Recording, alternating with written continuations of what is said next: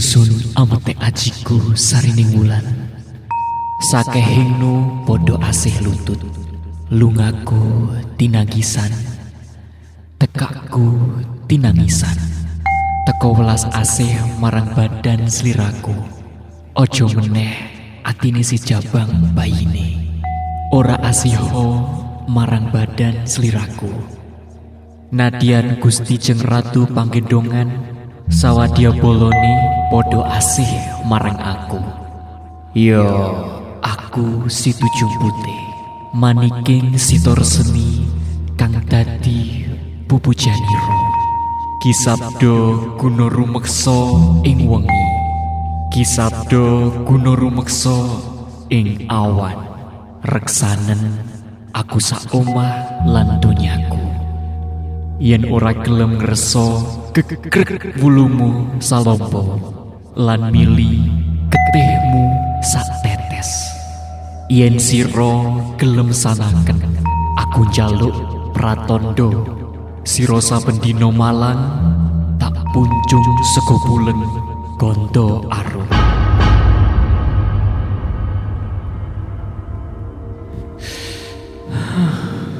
Aku baca satu paragraf kalimat yang pertama kali aku ucapkan setelah aku menemukan sebuah buku kuno berdebu yang sudah dimakan oleh waktu.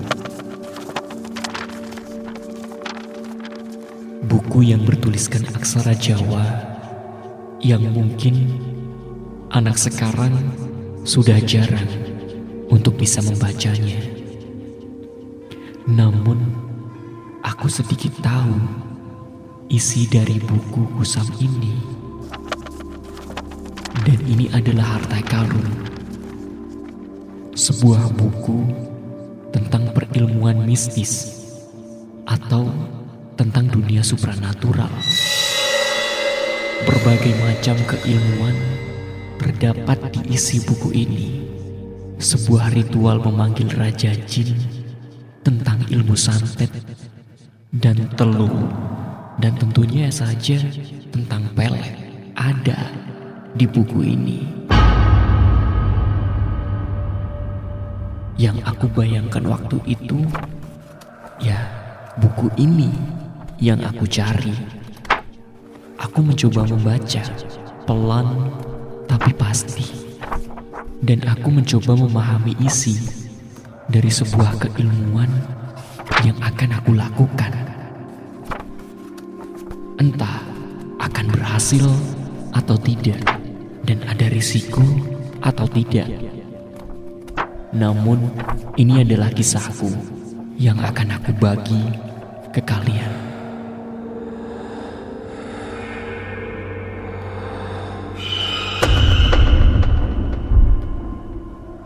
Selang beberapa hari kemudian, tanpa pikir panjang, dengan keyakinan, aku melakukan ritual sesuai dengan arahan apa yang tertulis di buku itu.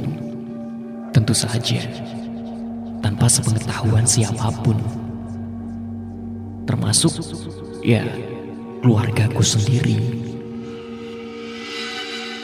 Kubakar sebuah dupa dan kemenyan wangi, lengkap dengan sesajen, berbagai macam bunga, dan sebuah foto yang sudah aku siapkan sebelumnya. Ya, benar, foto gadis cantik bernama Ririn yang dari dulu sudah menjadi incaranku. Ririn, dia adalah primadona ketika kami masih satu sekolah. Dan sekarang dia sudah menjadi model di kotaku. Sebenarnya dengan wajahku yang bisa dibilang tampan ini, bisa saja aku mendekatinya. Namun aku yakin modal tampang saja tidak bisa mendekati dia. Gadis kelas Ririn, aku yakin dia juga melihat dari segi materi. Dan aku, ya aku cuma pria biasa dengan kondisi ekonomi yang pas-pasan. Minder juga rasanya mendekati dia. Ritual pun aku mulai. Sambil memejamkan mata, aku berkomat kamit membaca mantra yang sudah aku hafalkan selama beberapa hari. Dan yang pasti layak seperti dukun yang sudah ahli, sudah pro. Lalu aku mulai mengasapi foto Ririn dan fotoku waktu itu. Aku sengaja melukai jari manisku agar keluar darah dan aku tempel tepat di kening. Sambil memejamkan mata dan kembali merapal kalimat-kalimat yang susah untuk dihafalkan.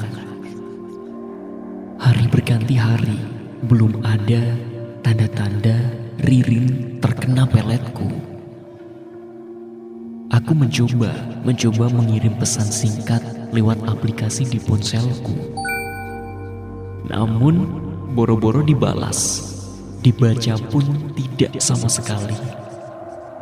Namun ketika aku tiduran di sofa depan,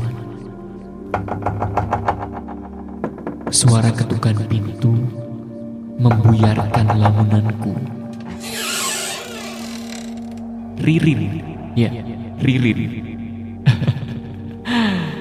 Dia datang ke rumahku, memandangku, bak melihat pangeran. Dan entah, dia kemudian memelukku. Akhirnya, kena juga kau. Waktu itu, kami pun pacaran. Bahkan, pacaran kami melebihi orang-orang normal lainnya. Ya, karena sudah sampai melanggar norma asusila. Kami terlalu jauh. Dan sepertinya setan dan iblis sudah menyatu denganku.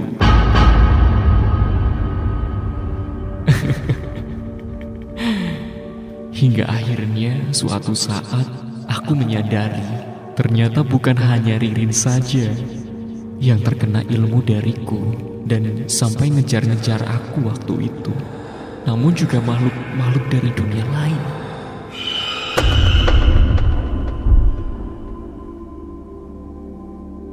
Aku tidak tahu soal itu dan aku tidak paham mengenai itu, hingga akhirnya keluargaku juga yang harus turun tangan untuk menanganinya.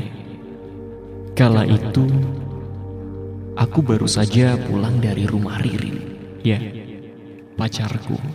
Kurang lebih jam 9 malam, ya, belum begitu larut malam.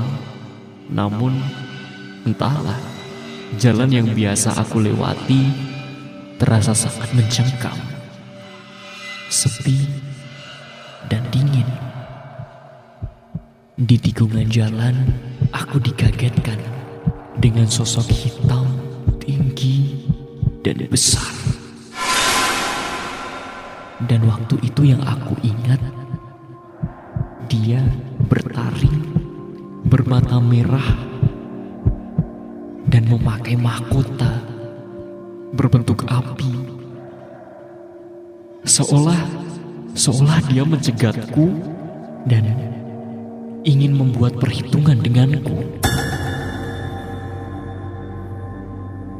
Nalar manusiawiku terhentak dan waktu itu langsung kupacu sepeda motorku.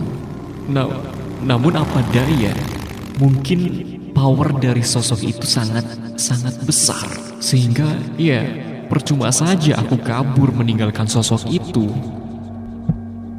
Tiba-tiba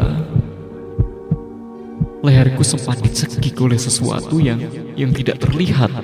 Namun lama-lama aku sadar bahwa makhluk itu yang mencekikku. Sambil berucap sesuatu dengan suara besar dan parau, Ucuna, apa kowe terpaten? Setelah itu, aku terbanting. Dan esok harinya, aku ditemukan warga pingsan di kebun pisang pinggir jalan. Dalam lamunanku, aku berpikir apa yang terjadi dengan diriku dan apakah ada hubungannya makhluk itu denganku. Lantas, aku sudah bingung waktu itu dan mulai nekat bertanya ke ayahku tentang sebuah buku peninggalan almarhum kakek yang aku temukan waktu itu. Waktu itu bisa aku lihat wajah ayahku, mimik khawatir dan mata melotot seakan dia marah kepadaku. Lalu dia menjelaskan mengenai buku itu dan ilmu yang aku praktekkan. Kalian juga pasti bisa menerka, aku melakukan sebuah kesalahan krusial dan hal yang paling fatal aku lakukan. Ternyata ilmu itu bukan hanya untuk memelet perempuan biasa, namun juga sosok atau makhluk-makhluk gaib berjenis wanita. Ya memang, akhir-akhir ini aku sering mimpi basah dengan berbagai macam gadis-gadis cantik yang mungkin saja itu adalah sosok-sosok gaib yang hadir di mimpiku waktu itu. Ya, kalau sosoknya masih sendiri, namun jika sudah berpasanganlah yang sebenarnya berbahaya. Karena ketika sosok astral cemburu, maka taruhannya adalah nyawa. Benar, nyawa. Dan benar tentang kejadian semalam ketika aku hampir mati dicekik oleh sosok besar itu. Mungkin saja dia cemburu karena pasangannya terkena guna-guna karena ilmuku. Ya karena kata ayahku, sosok yang aku temui itu adalah Raja Siluman.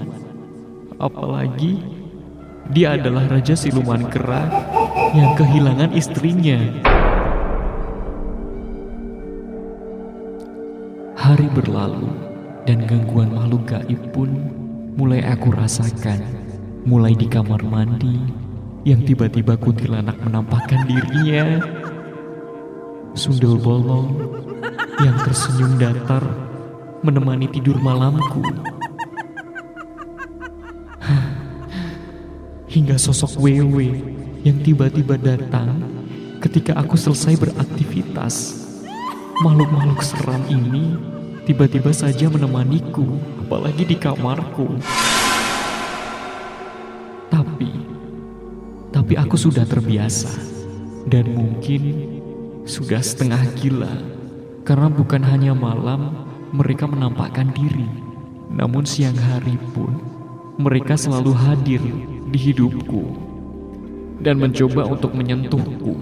Tapi satu hal yang membuat aku bingung dan buatku merasa asik juga. Mereka bisa aku suruh-suruh untuk melakukan apa yang aku minta dengan membaca sebuah mantra tentunya. Sempat berpikir waktu itu untuk menyudahi atau membatalkan keilmuan ini. Namun percuma, kata ayahku. Tidak bisa. Ilmu ini akan berhenti otomatis jika aku atau Ririn yang meninggal. Sudah dilema besar dan aku terpaksa menjalani sisa hidupku yang terganggu sosok-sosok gaib. Bahkan seiring berjalannya waktu, aku mulai terjerumus ke dalam sebuah keilmuan untuk bertarung dengan sosok-sosok siluman atau jin-jin yang cemburu karena istri-istri mereka menyukaiku. Entahlah, ini sebuah anugerah atau musibah, tapi ini merupakan sebuah pintu gerbang untuk menjalani kehidupanku yang baru, yang semoga saja bisa menjadi hal yang terbaik bagiku.